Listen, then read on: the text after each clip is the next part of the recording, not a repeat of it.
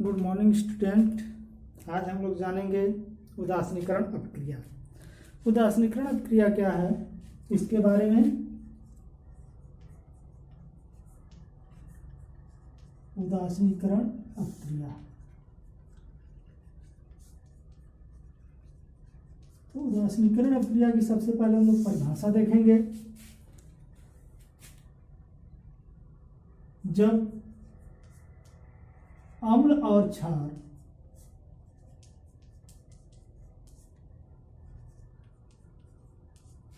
परस्पर संयोग करके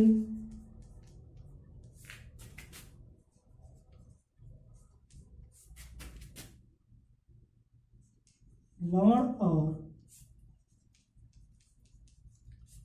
जल बनाते हैं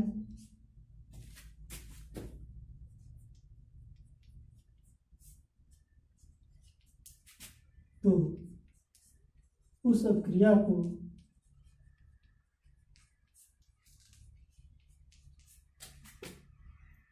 उदासीनीकरण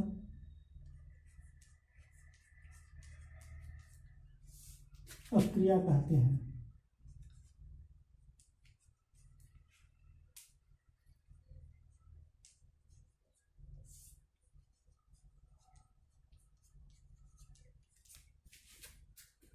जब अम्ल और क्षार परस्पर संयोग करके मतलब क्रिया करके लवण और जल बनाते हैं तो उस अपक्रिया को उदासीनीकरण अपक्रिया कहते हैं। जैसे अब अम्ल और क्षार की क्रिया कराई जाएगी, लवण और जल बनेगा। तो जैसे पहला यहाँ पर हाइड्रोक्लोरिक अम्ल HCl plus sodium hydroxide NaOH, ये दोनों क्रिया करके, यह अम्ल है और यह क्षार है, दोनों क्रिया करके लवण, सोडियम क्लोराइड एक प्रकार का लवण है और जल ही होता है, H2O बनाता है। यह लवण बना और यह जल बना। तो इस प्रकार की क्रिया उदासीनीकरण अपक्रिया कहलाती है। यहाँ ध्यान देने योग्य बात है कि इस अपक्रिया में अम्ल, क्षार, लवण का ज्ञान होना जरूरी है। अम्ल क्या है, क्षार क्या है, मिलकर कौन से लवण बनाते हैं, इसके लिए आप लोगों को अम्लीय मूलक, क्षारीय मूलक याद रखने होंगे। कुछ अम्लों के नाम, कुछ क्षारों के नाम याद रखने होंगे जिससे आप इस समीकरण को आसानी से लिख सकें। चलिए हम कोई और अम्ल लेते हैं। जैसे नाइट्रिक अम्ल आपके सामने लिखा जा रहा है, सल्फ्यूरिक अम्ल लिखा जा रहा है, ये अम्ल है।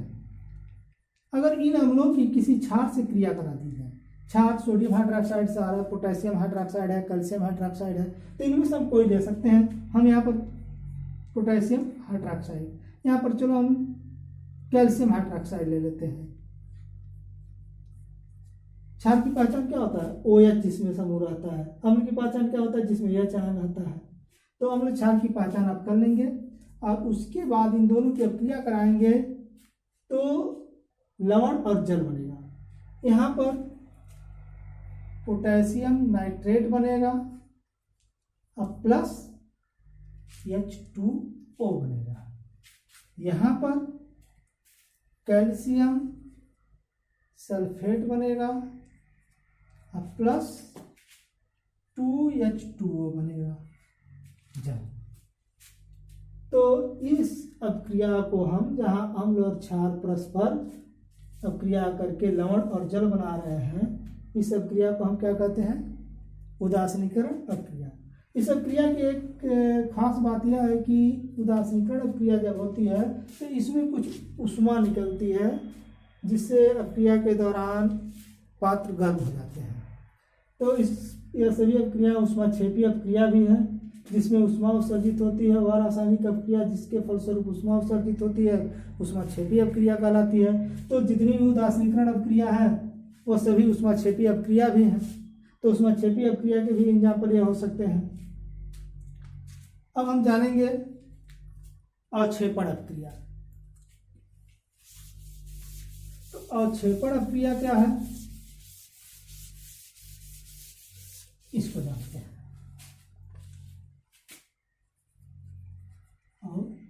अवक्षेपण अपक्रिया।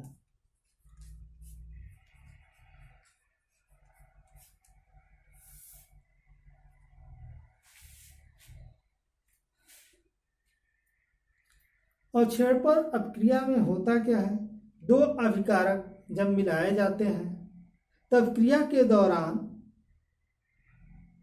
एक ऐसा उत्पाद बनता है जो ठोस अवस्था में आ जाता है और उसमें उस अपक्रिया के फलस्वरूप बनने वाला वो ठोस पदार्थ अवक्षेप कहा जाता है और इस अपक्रिया को अवक्षेपण कहते हैं। परिभाषा इस प्रकार दे सकते हैं, वह अपक्रिया जिसमें अपक्रिया के फलस्वरूप बनने वाला उत्पाद ठोस के रूप में निक्षेपित हो जाता है, अवक्षेपण अपक्रिया कहलाता है। जैसे उदाहरण में देखेंगे, जैसे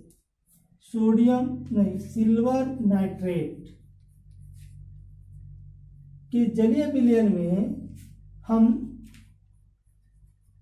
नमक डाल दें, नमक का घोल, तो ये क्या होता है, अवक्षेप बनता है सिल्वर क्लोराइड का ठोस के रूप में। अवक्षेप बनेगा, अलग हो जाएगा और बन जाएगा आपका सोडियम नाइट्रेट। ये जल में रहेगा, ये अवक्षेप के रूप में होगा। अवक्षेप विलयन में तैरता रहेगा या नीचे बैठ जाएगा, अवक्षेप के रूप में है। तो यह अपक्रिया अवक्षेपण अपक्रिया कहलाती है, जिसमें दो अभिकारक द्रव अवस्था में पहले हैं, जलीय विलयन में है, घुलेंगे मिलेंगे तो एक अवक्षेप बनाएंगे ठोस पदार्थ। तो यह इस प्रकार की अपक्रिया को अवक्षेपण अपक्रिया कहा जाता है। अब हम जानेंगे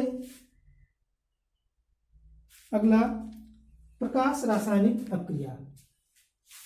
तो प्रकाश रासायनिक अपक्रिया क्या है, प्रकाश रासायनिक अपक्रिया। अब प्रकाश रासायनिक अपक्रिया क्या होती है, वह रासायनिक अपक्रिया जो प्रकाश की उपस्थिति में होती है। प्रकाश उसके लिए बहुत महत्व रखता है, प्रकाश की अनुपस्थिति में रासायनिक अपक्रिया संभव ही नहीं है। तो इस प्रकार की अपक्रिया प्रकाश रासायनिक अपक्रिया कहलाती है, जो प्रकाश की उपस्थिति में होती है। तो उसके कुछ एग्जाम्पल हैं, देखेंगे। जैसे हाइड्रोजन गैस और क्लोरीन गैस को मिला दिया जाए प्रकाश की उपस्थिति में, तो यह हाइड्रोजन क्लोराइड गैस बनाएंगे। सिल्वर क्लोराइड, अगर प्रकाश की उपस्थिति में इसको रखा जाए तो यह अपघटित हो जाता है सिल्वर में और क्लोरीन में, तो ये प्रकाश की उपस्थिति में वियोजित हो गया। तो वियोजन अपक्रिया का भी एक एग्जाम्पल हो गया, ये वियोजन अपक्रिया भी है। प्रकाश की उपस्थिति में होती है तो प्रकाश वियोजन अपक्रिया है, उष्मा की उपस्थिति में होता है तो उष्मा अपघटित होने वाला होता। तो इस प्रकार हम लोग देखें कि प्रकाश रासायनिक अपक्रिया क्या है। तो इसमें केवल प्रकाश की उपस्थिति ही अनिवार्य है। अब आगे चलते हैं, देखते हैं ऑक्सीकरण अपचयन अपक्रिया। ऑक्सीकरण अपचयन अपक्रिया क्या है, तो पहले जानेंगे